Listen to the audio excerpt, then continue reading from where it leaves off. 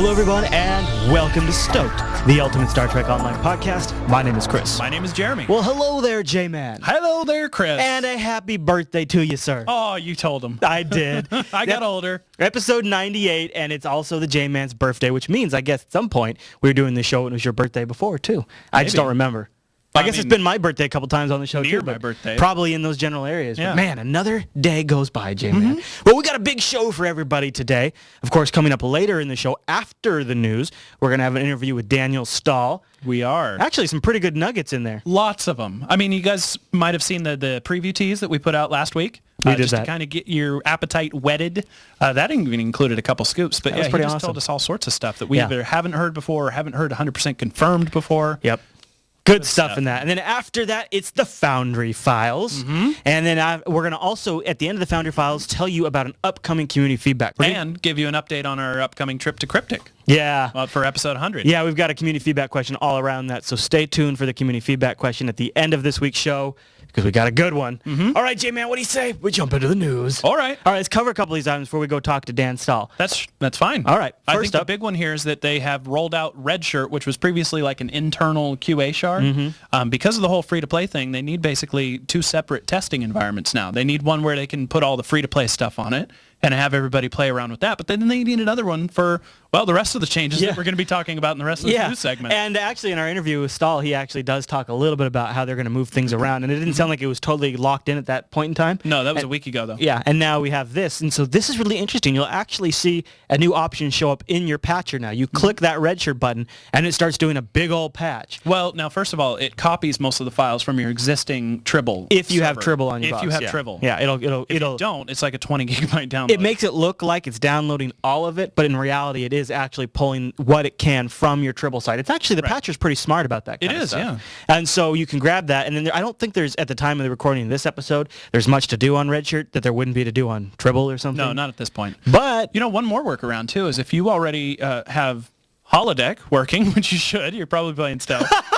If you click on Tribble, it'll do the same copy thing from Holodeck as well. So if you go to Tribble and get that installed and then go to Redshirt, then it'll copy it over. If you want to become a test machine, I mean, coming up, there's going to be a lot of stuff to test. You're going to have the DOF system. There's going to be the free-to-play stuff. There's going to be a lot of new things coming on there. So it might not be a bad time if you haven't done it before to jump in. Well, that actually segues me really well into some of the other things that we're going to be talking about. Do it, Jay. Most of the rest of today's news segment is regarding power changes. That either are bug fixes that we've already seen or are coming very soon to Holodeck, or are things that are coming down the pipe now. And if you're hearing about these and want to get your feedback heard, I'll have links in the show notes. Yeah, now power changes aren't totally new to Stowe. I mean, we've covered them before a few times on the show, but these ones, I guess I almost seem, first of all, I use both of the first two we're going to talk about.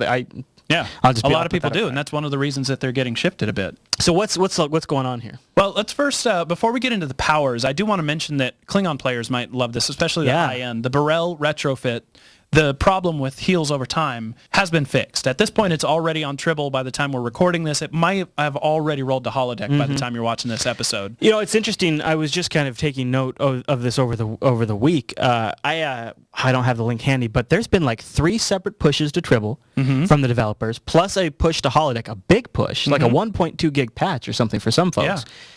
So it seems not content related. I mean, a little bit to do with the Borg, I think, but most of it is all fixes and cleaning up of things. It seems like with 3 pushes to Tribble in a week and a rollout of Redshirt and a rollout to Holodeck, development is definitely in gear and moving forward now. And it seems like we're not just talking about free-to-play, and we're not just talking about... Well, they kind of got to get their butts in gear. They're aiming for the end of this month to have the free-to-play beta out. It really is time to put the pedal to the metal, but it's just good to see it happening. Yeah, it is. I think one of my quiet little reservations is can we get beyond the talk and actually get into action? And now it seems like they're in action, and we're seeing results already. So that's cool. So that's the Klingon side of things. Now we've got some power changes, right? Yeah, scramble sensors. All of these kind of bleed into one another. Scramble sensors is the one that the fix came out because of the way that the power worked right now was wrong.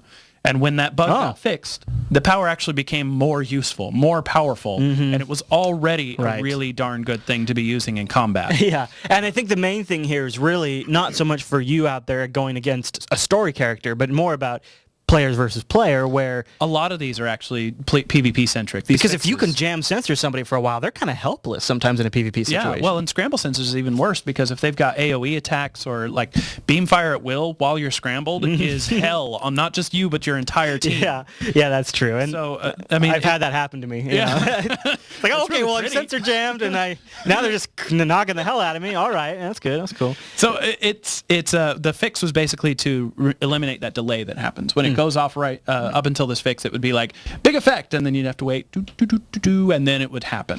What about tactical team? That's also getting some changes too, right? Yes, tactical team is actually just a hot spot under review. They're trying to figure out exactly how to change this because, it started off when the game launched, tactical team was basically a pile of poo. Nobody really wanted it. Yeah. So over time, since launch, over the past almost 2 years now, they keep changing and adding new things to the effectiveness of tactical teams, so that it's not only a good power to use, but also a good ensign level power, because for a long time, tacticals didn't have a lot of good ensign level abilities. Absolutely. And now at this point, we're actually gotten to the point that tactical team is too powerful, and almost completely eliminates the effectiveness of one power, boarding party. That's funny. It seems like we're reaching a point in STO where they're looking at a lot of the way things work, new ships, and it seems like we're leaning towards a tendency to be more powerful.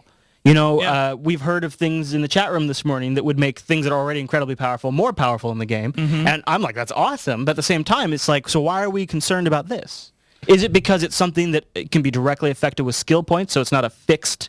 Well, I think what this really does come down to is PvP. It really does. And because you can dump a bunch of skills into that, and then you've got this amazing ability. Yeah, and if you have an uncounterable effect that can just dominate the battlefield, that's what it is. Everybody is going to use it. Yeah. And one of the key things that the systems team in particular seems to want to do is give everybody the option to use every tool that's in their arsenal, and not be forced to always have to use the same thing.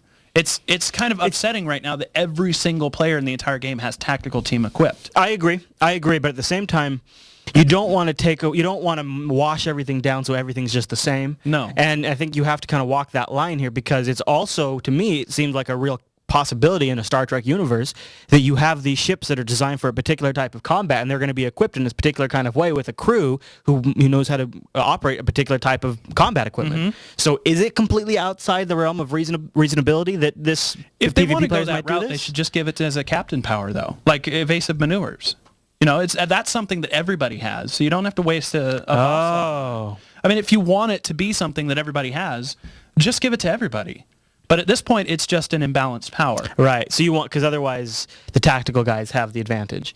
Or just anybody that chooses to equip tactical team. And one of the specific sticking points on this is that the effectiveness of tactical team has completely eliminated the use of boarding parties in PvP, which was already an iffy power anyway for many different reasons. I would say why would you waste a slot with boarding party? Really? I mean, well, boarding party is actually potentially very powerful. It can knock subsystems offline for up to 20 to 30 seconds. But there's other methods to do that, especially if you have things like... But nothing else that does it as effectively. I mean, that's true, and if you're not a science, too, if you're not science, yeah, okay. I mean, like, even in the best case scenario, if you use, like, a Target Shield Subsystem 3 or something like that, which is a really good power. Right. But even that only knocks it off for, like, I think 10 seconds max if you're skilled all into it. Okay. Boarding Party, if it actually goes off effectively, can knock 3 different subsystems offline for 20 seconds or more. I didn't know it was 3 different systems. Yeah. Okay. There's 3 different so shuttles. It's not totally a waste, then?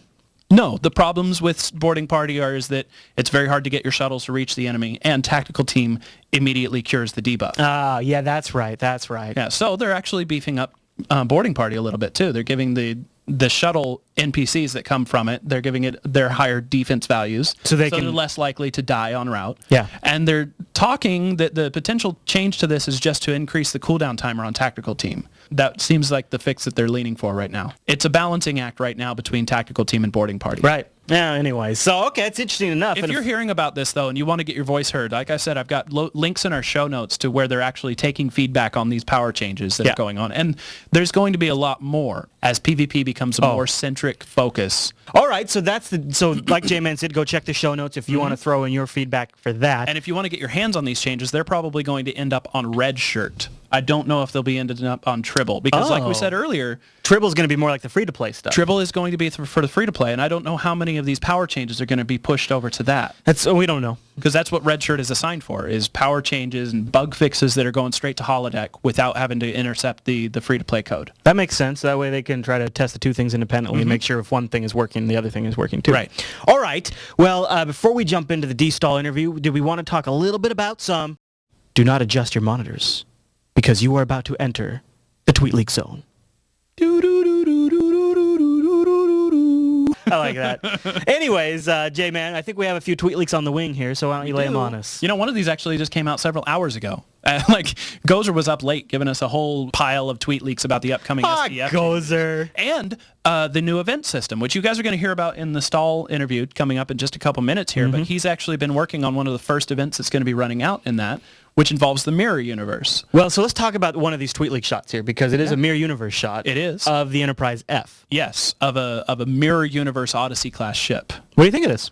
I actually It's got the mirror I'm pretty purple. excited about it, especially if this gives us a chance to see the ship in-game a little earlier than the Enterprise F rollout. That would make me a little excited. I wonder. Yeah, it does look cool. It does look really slick, and it's good to see that ship in action. It looks good, and it looks very Enterprise. And I like purple, so that makes it look even better to me. Yeah. Now, one of the things I'm surprised about is that we've shown this to our chat room before the show and everything, and they were talking about it already because they follow Gozer in Twitter as well, and everybody seems really excited to see this.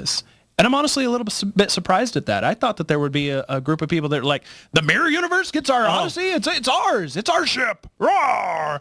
But you pointed out earlier that you kind of just have to go with that with the mirror universe. Yeah, because they have the Defiant somehow in DS9. Somehow. So if they can get their hands on the Defiant in a mirror universe, all of these ships. And the whole reason the Defiant was built, right, was early on. It was created by the Federation and Starfleet to go fight the Borg. Yeah, there's no Borg in the mirror universe that we know of. I mean, I'm sure they're there, but the mirror universe seems to be preoccupied with their own things. Anyways, so you just gotta go with that. Star Trek already broke that. It'll be logical. fun too. Yeah, and that'll be like a nice boss fight to blow up the Odyssey. Speaking of ships, though, there's a couple of new ship designs that Captain Logan linked out for the Nausicaans that you gotta admit are the hotness. Yeah, I'm just gonna tell you guys straight up. These made my pants tight. These are, I love vertical design in ship design. They gave you some vertical design, didn't they, man? They definitely scratch an itch. I love the Nausicaan ships. Yeah, and I'm really looking forward to getting my hands on these on my Klingon They've characters. got some nice touches to detail on the lighting, and it's just a beautiful design. I don't even care what their designs are. I don't even care what their boss slots are. I'm going to fly these ships, and I'm going to love it. Yeah, and they look like they're going to give my lower-level characters a run for their money, too, in combat. So, I mean, they look mean. They look menacing.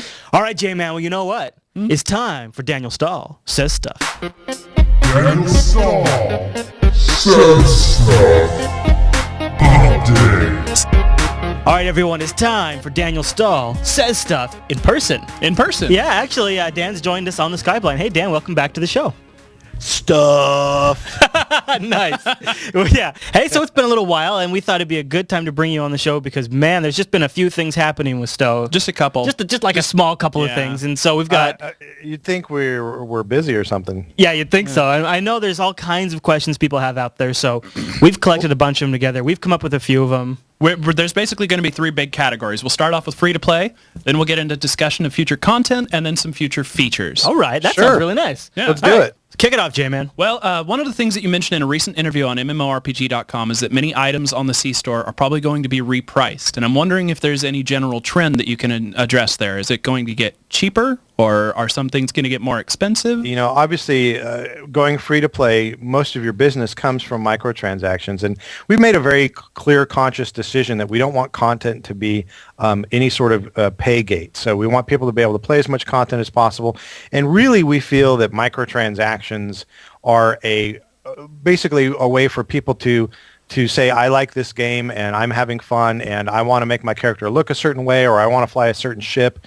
And so from our standpoint, you know, we are a business and we need to make money, but I don't really think our microtransaction prices are going to go any higher than they currently are, and some of them might even go lower. So some of them are going free, like the race unlocks. Yeah, I mean, and we're taking a good hard look at what works and what people like and what actually supports the business. You know, some of the things that we found is, you know, nobody wants to pay to create a species, as their first character because you don't know if you like the game or not. So why charge for those? So that's kind of our thinking behind that. That makes sense. So for example, certain things might lower in price. I could certainly see some of the lower end ships getting cheaper. We've talked about anywhere from $3, $5, $8, $10 ships for low tier ships, where the high end ships currently at Vice Admiral rank will probably stay in the $10, $15 range, and maybe there could be the occasional super crazy $25 ship, but I don't really think that's where we're going. We're really trying to stay similar to where we've had it. Now, on the subject of microtransactions, I would like to get a little bit of your commentary and behind-the-scenes info on this. You've played Champions Online, I'm sure. Sure. You've heard of the guys that make that. Yeah, I talked to Rob. That's one of the nice things is we actually do talk a lot about it, and we can share our knowledge on what works and what doesn't work. Well, Champions Online actually has a pretty severe restriction for free players in the form of those archetypes. The archetypes are fun themselves, but the ability to mix and match your powers is, I think, one of the best things that CO has going for it, and that's not available for free players. I'm wondering if there's going to end up being any sort of similarity coming to STO with the free-to-play, like ship restrictions or an inability to craft or any big things other than the lock off of the Foundry that we just haven't heard about yet? We have talked an awful lot about it, and we've debated it back and forth. Obviously, it works to some extent for Champions, but this is one area where Perfect World actually came in and gave us a lot of good advice. They've been running this type of game for quite a while and with great success. And one of the philosophies that we're trying to embrace is this idea that microtransactions are really a thing for people that love the game, that are at higher levels, that really want to support the game and keep it going. So it's not really about putting a bunch of microtransactions early in the game that restrict you in any way. In fact, I think the opposite. We sort of want you to get through the gaming and get to a point where there's a lot of fun, repeatable gameplay and drive microtransaction purchases that way. I got to say, honestly, you probably know I play a lot of MMOs, and one of the big things that turns me off of trying out an MMO is when I run into a paywall. Nickel and dime. Right off the bat. But it seems like you have to get at least a decent amount of revenue from those low-end players because I would think in a free-to-play model, you are more likely to be ballooned at the bottom than you are at the top. Yeah, is there anything specifically that is targeted at those low-end players that might either entice them to subscribe or at least to spend a couple dollars here and there? Well, enticing them to subscribe is an interesting question. It's debatable whether that is a viable business model moving forward. I mean, obviously, we want to support our subscribers and make sure that they're getting a good value for what they're paying, especially for lifetime members. But it's one of those things where we don't want it to be a restriction, and we certainly don't want that feeling like, I have to subscribe if I really want to enjoy this game. No, we want people to be able to say, you know what, I can fully enjoy this game without having to pay a dime. And that change in philosophy is really more of a mass market play because you're trying to say, you know what, 95% of our users could play this game and not spend a dime. And that's okay because it's all about building a big, vibrant community. And the people who do love it and do have money and do want to spend things for like costumes or ships, Star Trek's really about ships. So, you're seeing us introduce a lot of new ships, and part of the idea is that there will be the standard default ships that you've had in the game all along, but then at each tier there will be that slightly special ship that has a specific power or skin that isn't really OP, but it's just different, adds a little bit more flavor, and those will be things that you can either spend your C point stipend on or you can trade for dilithium for. Those are the ships that we expect that if people want to spend money, they can pay money for that.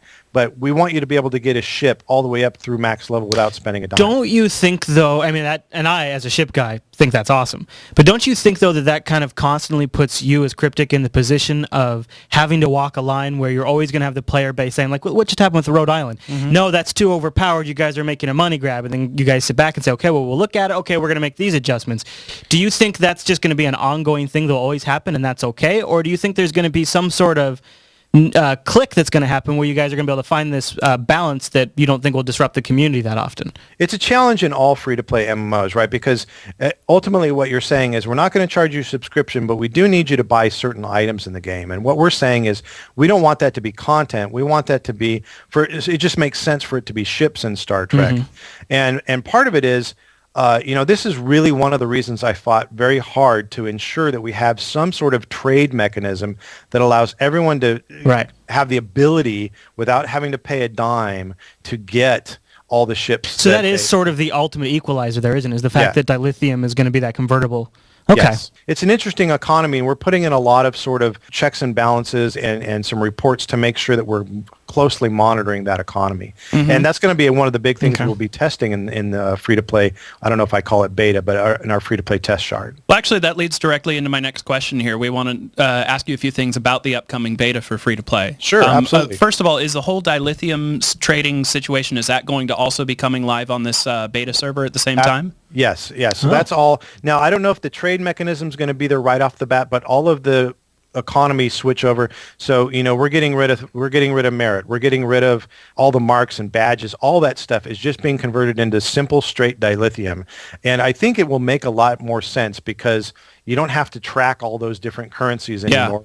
And it's simply, you do content, you earn dilithium. And, if you look at free-to-play games, there's typically 3 different types of currencies. There's the sort of cash currency, which you use to buy features and which here is C points. I would call that the microtransaction currency. Yeah. And so that's just a straight up cash currency. Then you have your time currency, which really is earned through game time. And then there is your money, which is really just earned through missions and things like that as you progress, so that you can do things like buy things from vendors, buy health kits, all that kind of stuff. So in terms of, I guess, the beta test shard, yes, those changes are going to be on that shard.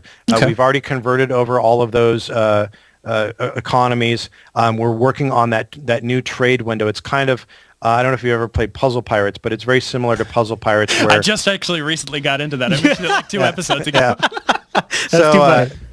Now, in regards to this free-to-play beta, I'm curious, is this going to be available for free people to check out, or is it subscribers only still while you're in the beta phase? We're going to have different phases of it. And so for now, it's going to start off very similar to what Tribble is now. So anyone who is currently a subscriber will have access to this shard. It'll be very clearly labeled that this is the free-to-play testing server. And you'll be able to copy your character over from Holodeck and play as if you're a gold player.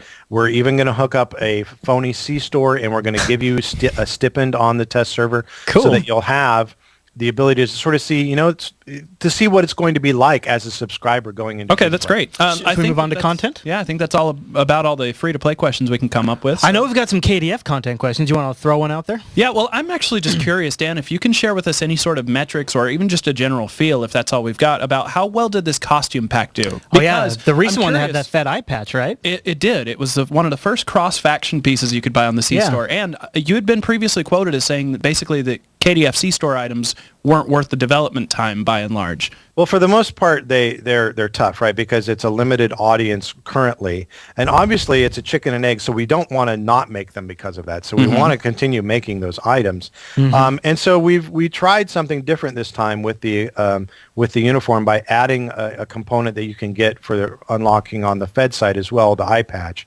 So I think it did better than I expected it to.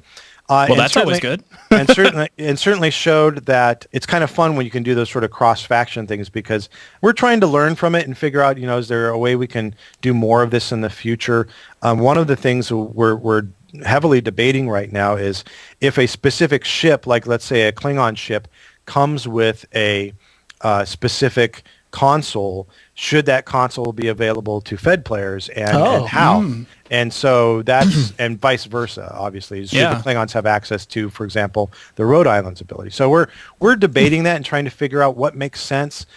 Price point, it may be that maybe we do it, but maybe it's an unlock, maybe it's for dilithium. Like a DOF system unlock where there's an espionage mission to go get the steal component. The technology. Yeah, exactly. So we're looking the Jupiter mission. Jupiter mission. So there's some ideas. I mean, we're sort of debating that. We haven't quite landed on something that makes a lot of sense yet, but we're trying to find a way, because it is fun to have things that are very specific to one faction, but for things that could easily work for both, see if we can do it and see if they can work for both factions, because it's just more added stuff for everybody. Okay, well, let's move on to some specific content questions, because that's hot button topic, as you know. Sure. But I think we'll kind of focus on looking forward. Okay. One of the things that I was wondering if we could get some clarification from you is in a previous statement, you'd said that the Enterprise F, the Odyssey class, would be earned by players through, I think you called it a series of fleet actions.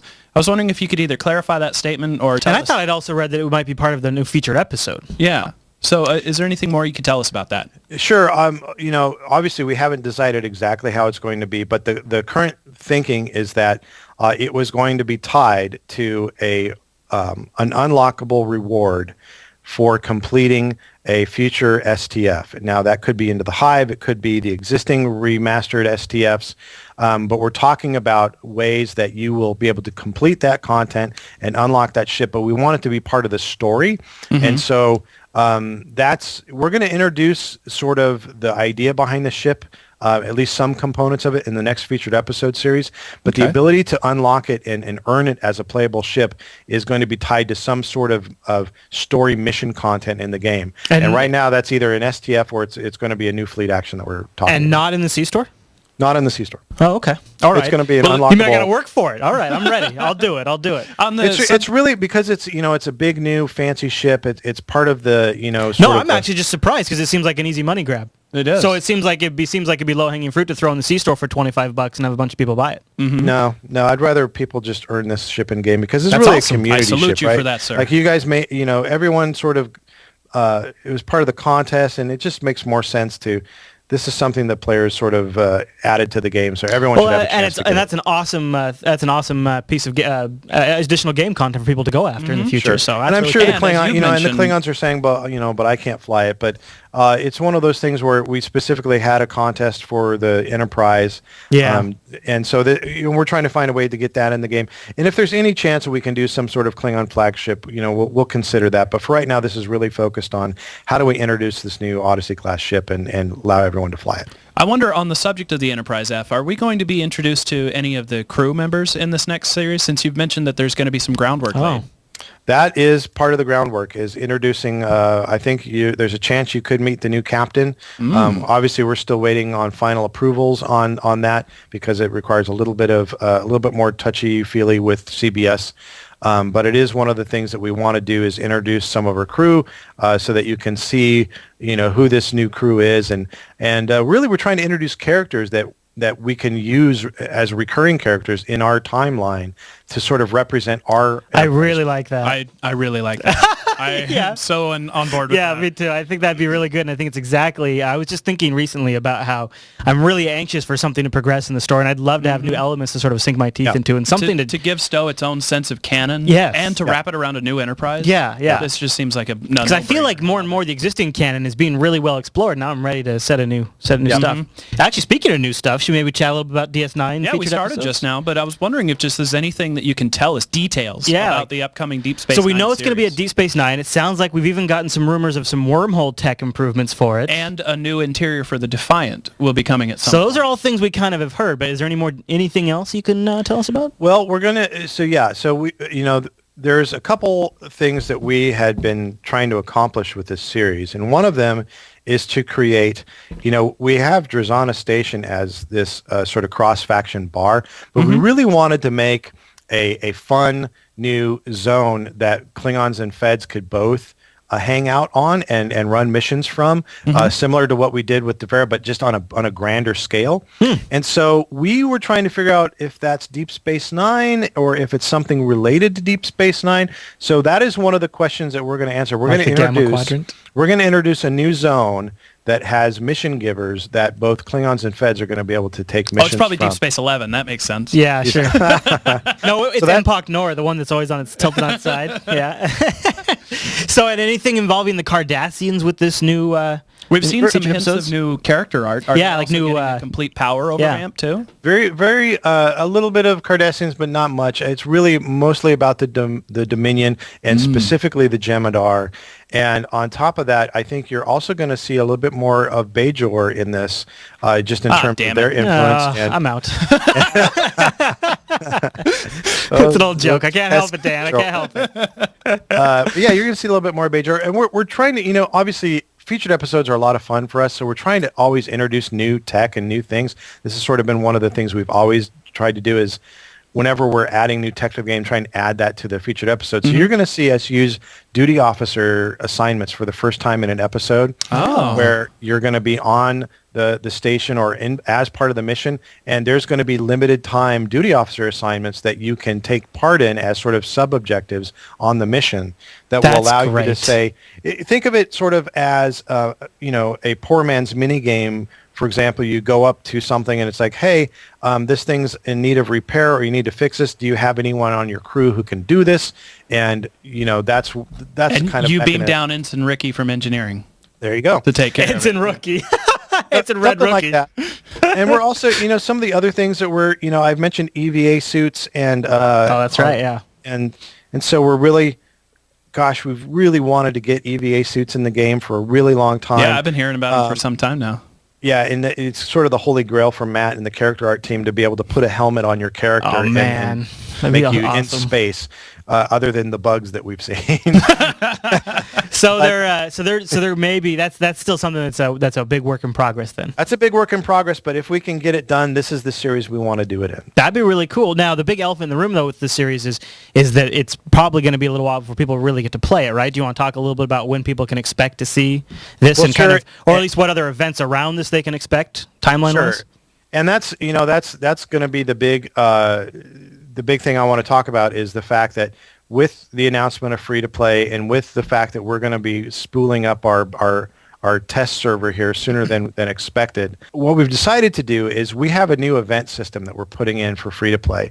This is a new in-game calendar that shows you upcoming events that are going to be happening, as well as like a little film strip that shows you things that are happening only at specific hours in the day. Like the news feed kind of thing? A little bit like a news feed. Cool. Think of it as, from 1 p.m. to 2 p.m., if you go do this mission, you'll earn double XP or double rewards. Oh, cool. Very cool. Yeah. So that's going to be replacing that little orange pop-up that you get about the featured episodes? A little bit, yeah. It's going to be replacing that. So what we want to do is, as part of the test, before we go free to play, we actually want to release the featured episode series on the test server and test out this new event system. So what will happen is when we launch the beta of the test server, which isn't going to be too far away. You guys are still aiming for the end of October on that, right? We're aiming for the end of September to get the free-to-play test server up and running.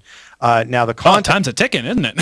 Yeah, we're trying to really... We got a lot to do here, so... Yeah. Well, when you say up and running, that doesn't necessarily mean players will be on. That just means you guys have a test system up and running, right? Or do you actually mean you think people might be able to log in? I would love for people to be able to log in, at least start playing with things like the duty officer systems and the new STFs and the new PV. Oh, man. All that stuff. I would really like to get them into the test server by the end of this month, if possible. So that's my personal goal that I'm shooting for with the team. If we can get it done, we will. And so that sort of takes the place of that September 22nd release that I was going to say. All of that's now going to this test server. And so we're going to allow people to copy their characters over and to play with all this new stuff. And part of that will be seeing the new calendar and seeing the featured episode series on the calendar and being able to fire that off automatically, because up until now it's been a little crazy. We actually have to have someone on site Saturday morning. Nobody wants to work Saturday morning. Pulling a lever, they actually have to pull a lever. Game content open. So we're trying to be smarter about that and use this new event system. So the featured episode series will be premiering on the test server first. So, but I don't want to go too far from the event system, because I know that we're all talking about the featured episodes, but you slipped something in there really quickly. But it sounds like this event system is going to be used to sprinkle events throughout the STO game at all various times. Content and events. Yeah, so more like the Borg invasion, but just sort of an ongoing, maybe more sporadic sort of. Think of it as a more structured way to do dailies and repeatable content and have fun things that only happen every once in a while. That kind of stuff. You know what you ought to put in that news ticker is at 11 a.m. Saturdays, jblive.tv, stoked to stream live. Now, you mentioned real quick that Borg invasion.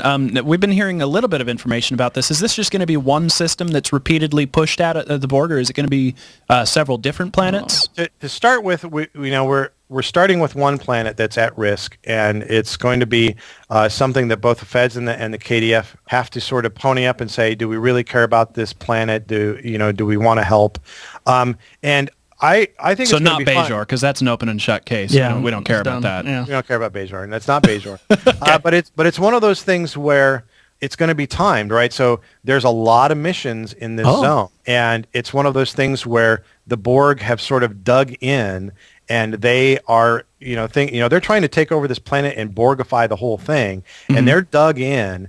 And at certain times, they're going to come out of their little force field shell and make a push to take over more. Oh, okay. And so the idea is that during that time frame, there's a bunch of missions you can try and complete, but if you don't complete them all in the time frame, then they sort of regroup and they restructure, and then you have to try again. You can go in by yourself, and there's plenty of content that you can do. We're really trying to push the boundaries in how many captains can we get in a ground zone at the same time running missions? Get it really packed in there, make it really intense. That actually brings up a good question. Is this going to include boffs at all, or is it all a captain-based thing? All captain-based. It was solo players, and we really are structuring it so that there are missions that are very solo-friendly, but then there are some missions that require you to complete a bunch of other missions, but then unlock a very challenging team-based event. Oh. So This it's kind sounds of like it's going to have to be an enormous map. There's a power plant that has some internal. It's got a lot of things to it. It's got a little city area to it.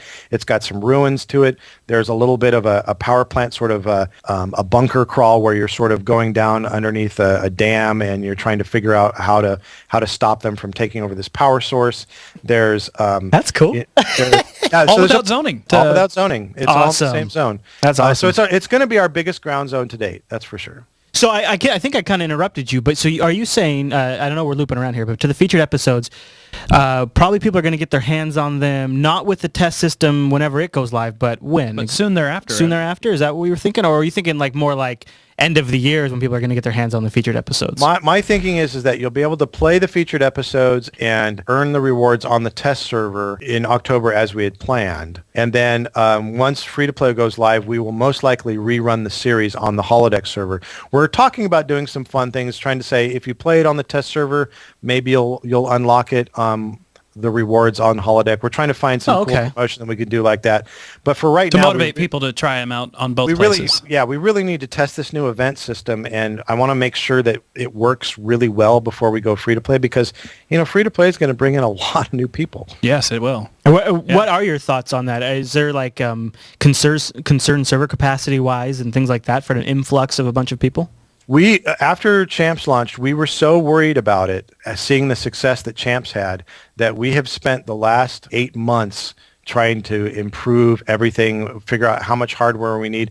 The majority of the lion's share of Season 4 was all performance-based code in order to handle 4 or 5 times more people than we normally could. When Perfect World bought Cryptic, or wherever the term is how much of the free-to-play plans were changed by when Perfect World came in and saw what you guys were thinking? Not much. I mean, we had this idea that Star Trek would benefit from free-to-play ever since we launched Champs and saw the success there. Okay. And so we knew the writing was sort of on the wall. I think the Perfect World acquisition really just added more credibility to, yes, this is going to be awesome, because they could bring in their side of the statistics and their analysis and say, yes, this is going to be great. And the nice thing is they've got a really good marketing department, and they do a lot of promotions, and they know how to promote their games to get people into them. Yeah, I was actually just mentioning recently, I think it might have been just during the live stream, that I've been tinkering around with Forsaken World, one of their other things, and I really like some of their out-of-game marketing that they've done for that one. So yeah, they do a really good job, and they know, I'll give them this, they're really smart businessmen, and they know how to spend money to make money. And can we get onto Steam? I think Steam has also been a huge benefit for Champs, because part of the problem in these free-to-play games is it's sometimes difficult to be convinced that you should download something. But when Steam does a great job of saying, hey, it's really easy, just click this button and we'll download it in the background for you. Yeah, that is nice. Do you think, though, that I guess one of the things that you'd say the community would probably throw at you guys as a challenge is that there's been lulls in content production, and one of the issues with free-to-play is you've really got to crank out content for people to devour, right? So are there, what are your thoughts on sort of finding a groove for the team to continue to crank out content after we see the next DS9 featured? Are your thoughts content is going to look more in the form of featured episodes, or is it going to change into something else? And what do you think about at the pace content is going to need to be released once you're free to play? Well, I would say, having talked with Perfect World about this, and I've talked about the directors, obviously we have a really good relationship with them, and we're our own studio, and we solve our own problems, but it's really good to be able to ask them questions and get some good feedback. It's not like they're coming in and saying, you need to do this, you need to do that. They're just saying, hey, have you considered this? Or have you, look at what we did here. Is this something that you think would work for you guys? And so it's a really good relationship. So when we talk about content in the future, obviously it's been very difficult over the last 9 months because it's been financially a strain. We had a hiring freeze. We couldn't replace people. And so knowing that we were going free to play, knowing the amount of work that we had to do, we had to make some very challenging and difficult trade-offs in order to fix certain parts of the game and address certain bugs and issues that people have been complaining about for a really long time. Mm-hmm. And the content team has just been overbooked with trying to get all this stuff working. So in that regard, now that we're looking towards our free-to-play launch, we're hiring our content team back up. In fact, we're hiring just across the entire team. We have positions open. So we're trying to staff up because we really recognize that because our free-to-play model is really based around no pay gates for content, we have to have a steady stream of content in order to keep people engaged with the game. Because they're going to go through it a lot faster, I would think. They're probably that paying for it sort of almost sort of puts a limiter on how fast people are going to chew through it. But when it's free, got to wait till your next paycheck to get into there. Yeah, but when it's free, I'm probably going to burn through it pretty quick, I would think. Well, and part of it is free to play games are the kind of games that you just leave installed on your hard drive and you come back to whenever there's something new. Mm-hmm. And so it's kind of like, I probably have 5 or 6 free to play games on my desktop. There's no incentive for me to uninstall them because maybe they're going to come out with something really cool and new. Mm-hmm. And so it's sort of a pile-on effect where the longer you have your game in a free-to-play model, and the more every time you release content, you're not only bringing in new players, but you're getting all of those old players that still have the client installed on their hard drive to say, hey, I'm going to go check that out. And so the kind of curves that we've seen in Perfect World's model is they actually continue to see a steady increase in the number of people playing over time by releasing regular content updates. So that's why we're really committed behind it. And so we're trying to find a way to launch free-to-play and then shift everything to what are these content updates going to be, how often are they going to be, and how much bigger can they be? Because right now it's just been featured episodes. Can they be bigger than that? Well, let's change gears just for a little bit and start looking even further into the future about new features or existing features that we've been personally maybe we could use a little TLC. Love. Yeah. I think the best place to start with that on us is the Foundry. We're big proponents of it. And I love the Foundry, and we have tons of people on our fleet who are huge Foundry guys. And it's such a community-based effort that a show like ours just can't help but fall in love with all the possibilities there. Mm-hmm. But one of the things that we need more assistance from Cryptic is on the front of assets, new things to use and utilize in the Foundry. Mm-hmm. I'm wondering, because of all of this recent push to get new content available for both the free-to-play launch and making plans for Season future 4 content and whatnot, rollouts and everything like that, has that been putting a strain on being able to get new things in the Foundry, or is there something else going on here that... And you're talking like, assets. Not necessarily for mission building. New technology. Right, we did get recently like sliders and things Right, like that, but right. there are new C-Store costumes that haven't made it into the Foundry. There's new environments that people would like to see. So are we going to be getting that soon, or is that a low priority? And can you just give us some general feedback on that? It's a learning process with my team. Obviously, the team that implemented all of those changes are a shared resource, and so they're currently working on Neverwinter right now because the Foundry is a huge part of Neverwinter as well.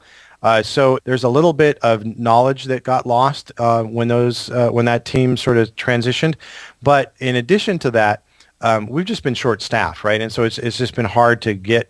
We're not making a whole lot of new assets other than the C-Store stuff. And so we want to be able to add those costumes in where possible. But sometimes there's reasons why they just don't work.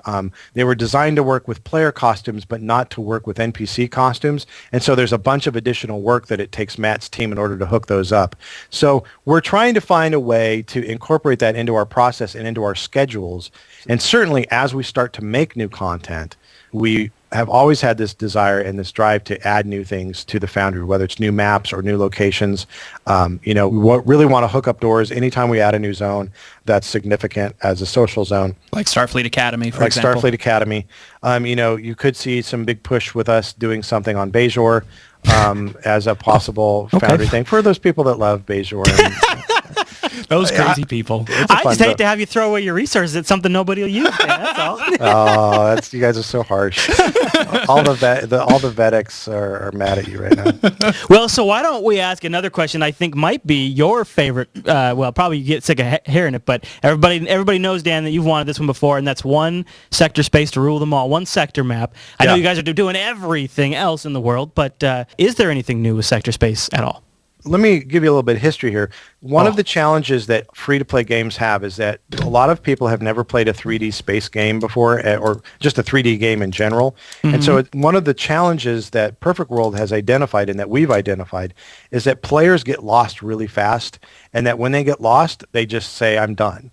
And so finding a way for people to get from point A to point B, and Jeremy, if you played Forsaken World, they go as far as to just have a green link that you click that just auto travels you there. As much as I love it, it does make me feel incredibly lazy. But you could see it working in a game like STO, though, because we have navigational computers and whatnot. Well, and you've actually brought it up in the past, Chris, where when you're told... In a mission dialogue, it seems like I should just be able to click the planet they want me to go on and set a course. Yeah. So set a course. So that whole concept we're trying to embrace and figure out a way to do it. We currently have it working within a sector block. You can click on a planet and you're auto travel there.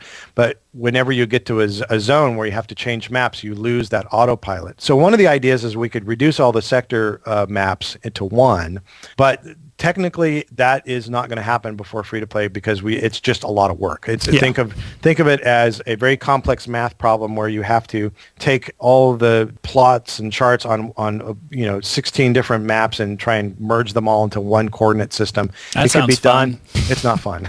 No, it's just a pet question because it's always something as somebody now who's played the game now since before it officially launched. But there's so many things you guys have changed except for you've changed sector space, but those walls are still there. Right. But I'm going to say we are trying to still solve that problem. How do we help people get to where they need to go? So plot a course might still show up for free to play where you can say, you know what, let's go ahead and plot that course and for that sector, and maybe there's an energy cost to that, right? It's like interesting. That's one of the things that we're considering. It wouldn't exactly be flight paths because you could pretty much go anywhere you want, but there'd be a cost associated with it.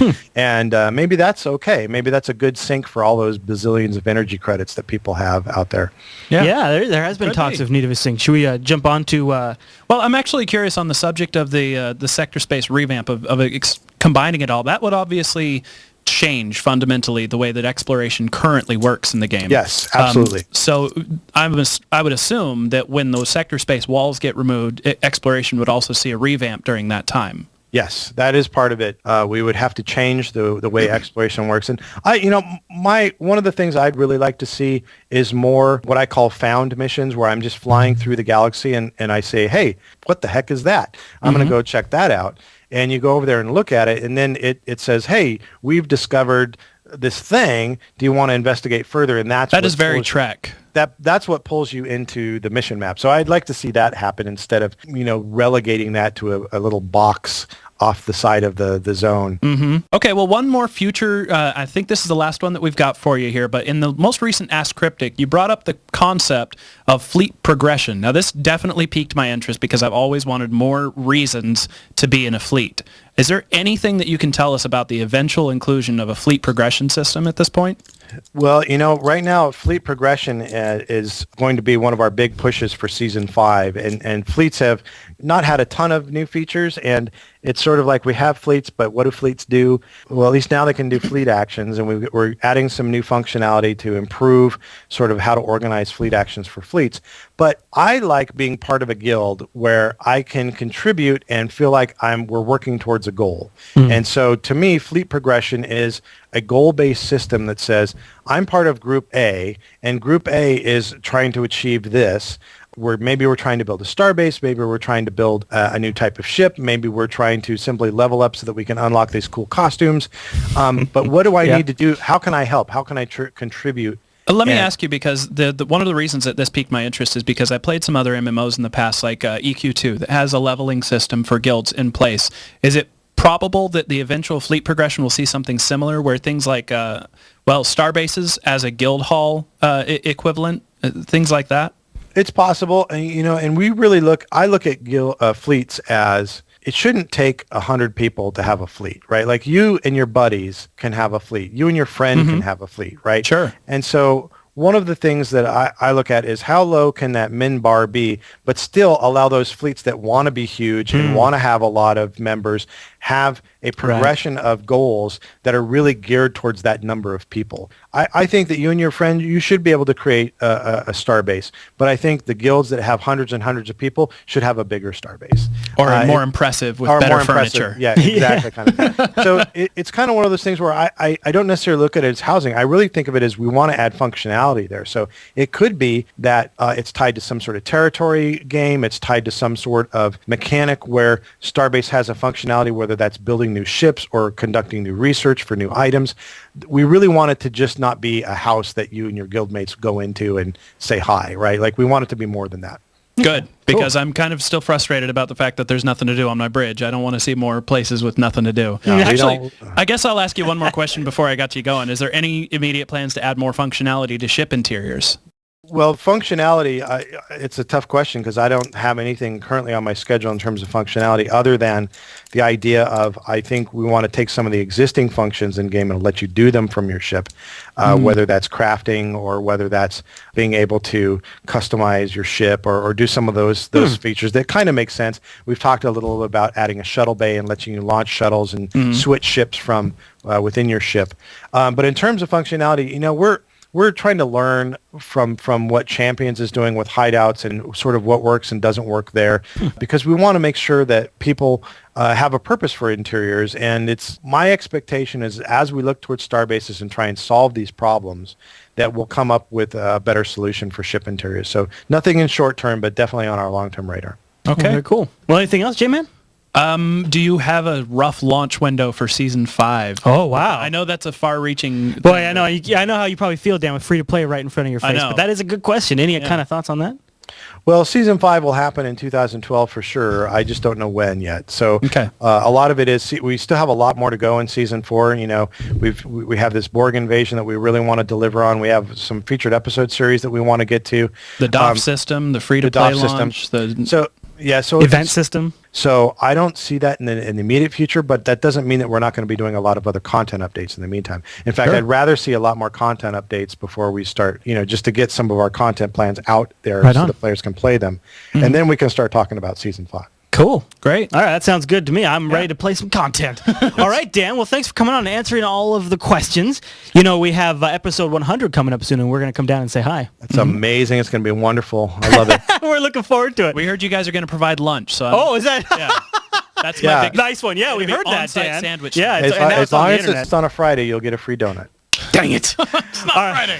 All right. Well, maybe we'll make something work. Maybe we can get Taco Bell or something. I have a box of Cheerios here on my desk. You can eat that. I love Cheerios. That sounds good. I'll bring the milk. All right, Dan. Well, thanks for coming on the show. We'll talk to you Thanks, soon. guys.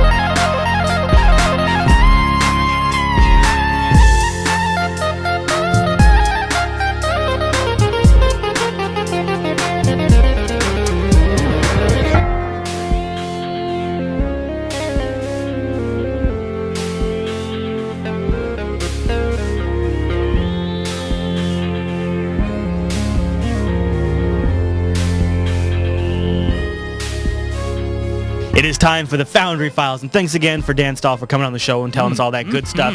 Now, J-Man and I have poured ourselves a cup of Romulan ale. We tried some before we started recording. It's actually not bad. It's not bad. It's like an energy drink. It literally is like a little can of Romulan oversweet. ale, yeah. I'm not going to drink any more on the air, though, because I'm afraid it's going to turn my tongue blue. I'm going to do it. Yeah. All right. So enough with that, though, because we've got the Foundry Files guys coming on the show today. And the Foundry Files team has got us up a pretty good mission. It's a Fed mission. We covered a Klingon mission last week. Yes, we did. You want to hear some of the details on this mission, James? Lay them on me. All right. So at the time of this recording, it has had 275 plays. You know what we haven't done for this one and the last one? Tell people the name of the mission before we get started. Oh, well, it's because usually okay, do it. It's True Profit. True Profit, yep. And we did say it last week. because it was the eventually. Klingon one. We yeah. got around to it. And then it has an average rating of 4.07. Not bad, not bad. All right. And what's interesting about this one, and both J-Man and I got to play this one, is it uses the true way in kind of a cool way, and it also uses the sort of the fallout of the Dominion War as sort of the overall backdrop tone. Well, for this war mission. is hell. It is, and you get to see some of the fallout of that. Yep. And so it is a story-heavy mission with It some is. combat overall. But why don't we bring the Foundry Files guys on, J-Man? Well, and they since can you tell about introduced this. story, maybe we should hop right into that. Let's right off do the it. bat. Welcome to the show, guys. Hello. All right, Murphy, do you want to tell us a little about the story on this one? Yep. I think the one thing this mission has going for it is the story. And so this mission involves checking in on a colony that was promised economic support following the Dominion War. And with Starfleet stretched across multiple fronts and multiple conflicts, those promises have faltered and the colony has fallen on hard times. So it's been a while since they've checked in on this colony. I But like Actually, finally, it's interestingly enough, they think that the colony has fallen on hard times, but they're not. They don't seem to be as hard off as you would assume that they should be. Oh, Yeah. Don't give it so away, you're going to have to J-Man. figure out what's going on during this mission. And one thing that I really enjoyed about this mission were the characters. There's two main characters in this mission. There's a Ferengi captain named Toll and a Cardi named Huron, who you're going to meet during the mission. You also get two DOF characters that you're going to meet during the mission that Lower you deck. interact with. Yeah. And Lower so, deck type characters. yeah, and the dialogue for all these characters was really good. And in my personal opinion, this dialogue was just great. I absolutely agree, Murphy. I've always loved a well-written Ferengi. Seriously. I think that actually they thought the make a great foil Cardassians were for- well written. Yeah, but Cardassians are kind of stiff and uninteresting. That's what I generally liked speaking. about it. See, like there's that one spot where the guy's like, "Oh, I see you're this and that." I mean, I thought he was a very good Cardassian. I didn't pick up so much on the Ferengi writing, but I liked it It too. was a good Ferengi. Yeah. I just think that well-written Ferengi makes a great foil for many Federation missions. Totally. Yeah. What was the So- overall score you gave for that, or do you have more on the story? No, the overall score was 7.67. All right, let's talk about the technical side, Irish. That's always your specialty. Any points you want to mention here? Yeah, there's a couple of pieces. The mission we talked about last week, we were talking about technical issues not getting in the way of the story. Right.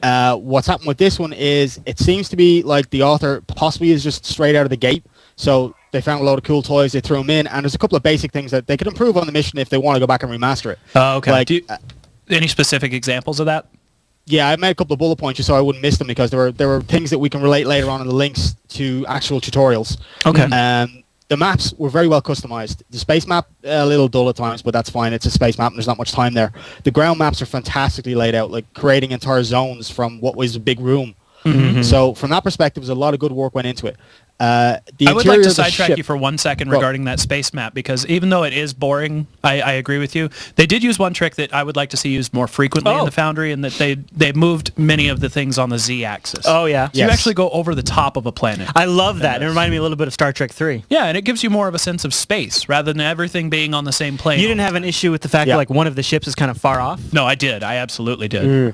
Yeah. Yeah, Do you want to that's- talk about that No, briefly? That won't be my one. That's in gameplay because that affected the actual once Oh, you get to that okay. North Pole position. That kind of got in gameplay. Yeah, But, I agree. The next bit to me was when you go on the Ferengi ship and when you go back to your own ship in this one, they kind of represent a part of your interior of your ship, and it was reminding me very much of the early cryptic missions where everything is way too big. Corridors Yeah. are huge, and now the doors are tiny. So Yep. it just looked a little off. But you can't blame the author for that. That's just something that's in the Foundry, and we can't really beat that. It's very hard to get around that, and there's a lot of Foundry authors out there that want to try and put you in the lower decks of your ships at some point. I love it too when they get it right. Yeah, it's hard to get right though. Yeah. It's a really big undertaking to make Yeah. it feel like the inside of a ship rather than just a space station or something. Yeah. Yeah, and Okay. there's some cool objects in there. They actually made a little transporter platform out of some flat discs. It's pretty well done. There's one glitch that came up for me though, is that there's a part where you talk to a ship twice while you scan it and then you come back and scan it again. And there's an invisible object supposed to be there so you can do the second interaction, but it actually says object in space. So I was like, Oh, it's not very a little bit of invisible. a glitch. Exactly. It's a visible, invisible object. It didn't work too well. But there are some only other really things- cool technical sides to this. I don't know if I'm getting ahead of you here, but like the whole effect when you beam down to the Ferengi ship for the first time, there's environmental effects going off, and you have to basically stop a warp core breach. And the author managed to get these triggers right, so as you progress down fixing their engines for them, it gets less and less hectic in there. As little triggers That was stop neat. going The off. environment does update. Yeah, I did like that. That was a nice touch. Though it also kind of led me down the path, and this is a point I think Irish is about to make, I kind of felt like I was just pressing a lot of F to win. Yeah. Yeah. But that Looking sometimes for is the the next risk with shiny. story-heavy Foundry missions, right? Yeah, it is. Yeah. Yeah. What other points, Irish, on technical side? Oh, it's good. You're exactly where we're going with this. The big thing for me then was the transitions. There's a lot of map transitions, but they all seem to flow with the story, so it isn't that distracting. But again, I think some trigger transformations, like we've seen in previous missions, could consolidate that. Maybe make it a more technical, but also a tighter mission. Yeah. What was your overall score on the technical side, Irish? We went with 6.91, and the only piece, just to get in there, the final one is a thing we call console hell. Was, as you said, you F your way through the mission quite a lot, which is I think Jeremy's catchphrase. But that's what made me think that everything could be solved by a console. And it's the only real thing that annoyed me in the mission. I enjoyed the story and how it was put together, but the console, it's like everything goes wrong. There's a console beside it to fix it. It's just a little annoying. Yeah. But 6.91 is not bad overall. All right, cool. All right, now let's talk a little bit about the gameplay section. So, Uwe, that's always your specialty, or at least today. We've got bullet points. Now, of course, we should also mention that everything the guys are talking about is presented in a beautifully well-done magazine-like PDF that you can download. Tenfold of what we're covering here in this segment. Very in-depth. But let's talk about the gameplay. Uwe, what do you want to mention on the show? Well, as you mentioned before, with the planet on being altered on the Z-axis, the Ferengi ship you... The Ferengi ship you arrive and rendezvous with or contact, the ship supposed to be attacking it is some 20, 30 kilometers away from it. How is it attacking it if it is so far away and on the other side of the planet? I looked around. I got right up to the guy you're supposed to save, and I looked around. I'm like, there's nobody here. I could not see him on my sensors. Yeah, I had to look at. You had to go by the map. What else? When you're being down to try and fix everything, you get diverted away. And the Cardassians that beam down, they're in the next corridor. So it's the same issue over again, is the fact that you can't see the enemies that you're then tasked with taking out. You have to wonder why didn't they just beam directly to where you were? Yeah. Did you get the same impression that Irish and I had, where it was a little bit too much press F to win with the consoles and stuff like that? Yes, actually I did. It was quite a shame that wasn't any puzzles or mini games. It would have really made it very helpful for... I absolutely agree. And even if you want to keep it console hell, you can add, through branching dialogue, you can make it so that you have to hit the consoles in the right order or something. Yeah. Is now that leads me down. Branching dialogue is a good jumping point, though, because I played through this mission, and at the end, I felt like there was sort of like two different routes to go with the ending. There was a choice you could make to make two people work together, or or not. The first option I clicked. So I was actually curious if anything. I mean, does it resolve differently? Is there two different endings to this mission? Well, it's a very Trek-like ending. It's sort of something like Captain Kirk or Picard would even do. Yeah, a very totally. diplomatic solution. You have these two characters, and they resolve it in I just geeked out over this, effectively. It was because brilliant. It felt so very Trek. Yeah. Did any of you involved with this, any of you Foundry Files guys, did you try the other option? Yeah, I'm curious how the dialogue works out. It ends, literally there's one line from the guy going, "Oh, well, I don't agree with that, but I suppose you have to do what you have to do." And that's it. Okay. No, that's a nice attempt, though. That's a nice attempt. Yeah. That's not bad. What was your overall score for the gameplay on this mission? The overall score for gameplay was 7.16. All right. So overall, this mission scored a 7.23. That's good. All right, so again, you can check out our official review doc in the show notes. And also, we actually have a public service announcement, and it's so important that Irish had to write the script for me. So here we go. I'm going to read this. Can you do it with an Irish accent? No. Sorry. Okay, all right. This is a public service announcement brought to you by Jupiter Force. If you're experiencing webcam freezing issues, if your Foundry mission makes your computer explode, and if you find yourself frequently staring at your STOked client while nothing seems to be happening, then you too could be infected by the wee virus. Help is available at this address, foundryfiles@jupiterforce.net. Please also send cash to feed Murphy, as he spent all of his pocket money bribing devs to give him more Foundry. I hate you, Irish. That's probably true, though. If you could bribe them to give you more Foundry slots, you would. It's funny. Ever since we started making the joke about Uyu's cam, he hasn't frozen since. I know. And actually, funny enough, after we wrapped up last week's segment, Murphy's camera froze. So right after teasing. All right, guys. Well, thanks for coming on. So again, that was True Profits, and you can check that out. Mission. It's a Fed mission in the Foundry. All right, guys. Well, we're going to start wrapping up the show, but thanks for coming on and sharing that with us. Before we jump completely away from the Foundry Files, though, do check out our show notes. We have contact information for them, the complete review, which, as we said, is very pretty and very in-depth. Yeah. So if you want to know about what you're getting yourself into in the Foundry, check out those mission reviews. Definitely. Yeah. All right, everyone. Well, that just about wraps up this week's episode. But before we go, we want to tell you about community feedback. We decided to wait till next week to give your answers for the changes to the free-to-play matrix. That means you have another week to get them in. The best place to leave those is on STOked 97's show notes page. If you got to leave them here, too, that's fine. That's fine. And you can also email them stoked@jupiterbroadcasting.com. And again, that question was, what changes would you make to the free-to-play matrix? We know that's a work in progress. We want to toss one out there for further down the road because for episode 100, we're making the trek down to Cryptic. We absolutely are. We're road tripping. Yeah, and we're going to go down there and talk to the devs and see what's going on and maybe even get a few sneak peeks at things, we hope. We hope. But we'd like to know, what would you like us to look into? What would you like us to ask? Now, obviously, we're not going to be able to live out all of your cryptic-based fantasies for you, but we'll try the best we can. Well, maybe. But let us know. Leave them in the show notes for 98. If you scroll down, go over to jupiterbroadcasting.com, go to the 98 page, and then scroll down. There's a comment section in there. Leave us your comment, and then we'll read those when we're there on site and see if we can't ask some of the questions. Well, you know, and the reason that we're putting it in this episode is episode 99 will actually come out while we're on the road. Yeah. Yeah. Somehow that'll happen. There's the magic of the internet. Yeah, I don't know exactly. But so you only have a limited time to get those in, so do that for 98, and then we'll see what we can do. And you can tune in to 100 to get the clips from our trip and maybe even the answers to some of your questions. Maybe. All right, everyone. Well, thanks so much for tuning in to this week's episode of STOked, and we'll see you right back here next Tuesday.